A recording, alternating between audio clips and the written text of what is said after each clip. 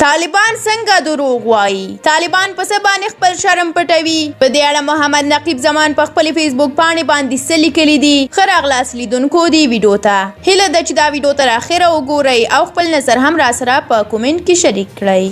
نقیب زمان په لومړي سر کې لیکلي دي چې افغانان او اسلامي نظام. دا خبره خو د افغانانو په ګډون ټول اسلامي او غیر اسلامي نړۍ ته جوته ده چې طالب د اسلامي نظام لفظ د خپل سیاسي شرم د پټولو لپاره د خره تر مرګه ډیره کاروي او غواړي چې د اشغالګرو سره د دوی د ورورۍ له تړونه د خلکو مخ بلې خواته واړوي. طالب له پیدایښته تر دې دمه د اسلامي نظام په مفهوم او معنا نه پوهېده. بس هغه وخت د اسلامي نظام په نوم د نجیب لسکار ټولونه پنجاب وساته او اوس د خپل سیاسي شرم د پټولو ترڅنګ پرې د افغانانو لشتر روښان فکرۍ او هوښیارتیا اسلام آباد ساتي.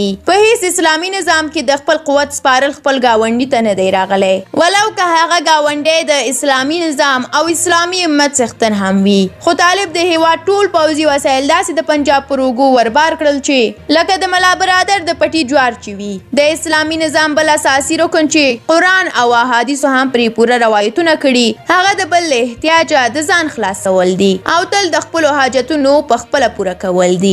طالبانو دا اساسي رکن هم د خپلو حقامتونو قرباني کړ او ټول هغه عامه تاسیسات، بنسټیزې زیربناوې، پروژې او ټول هغه بشري سهولتونه له منځه یوړل کوم چې د عامو افغانانو په ګډون د همدې طالبانو کورنیو هم ترې ګټه پورته کوله او دا اسلام او نظام ضد کړنې طالبانو د خپل 15 کلن امارت په دوران کې هم ښه په نره ترسره کړي دي.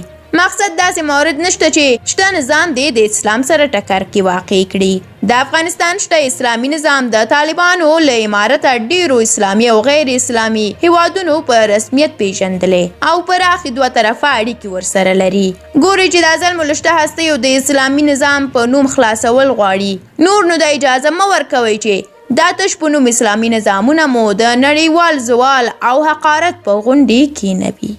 لیدونکو دا و د نقیب زمان لیکنه چې موږ له تاسو سره شریکه کړه. اوس نو کچېرې د نقیب زمان د لیکنې په اړه او د طالبانو د دې کړنو په اړه نظر لرئ، زموږ سره کولی شئ په کومنټ کې شریک کړئ. موږ هم ستاسو کومنټونه او نظرونه لولو. زموږ یوټیوب چینل هم در سره سبسکرایب کړئ. تر بیا الله مو مل شه. د خدای پامان.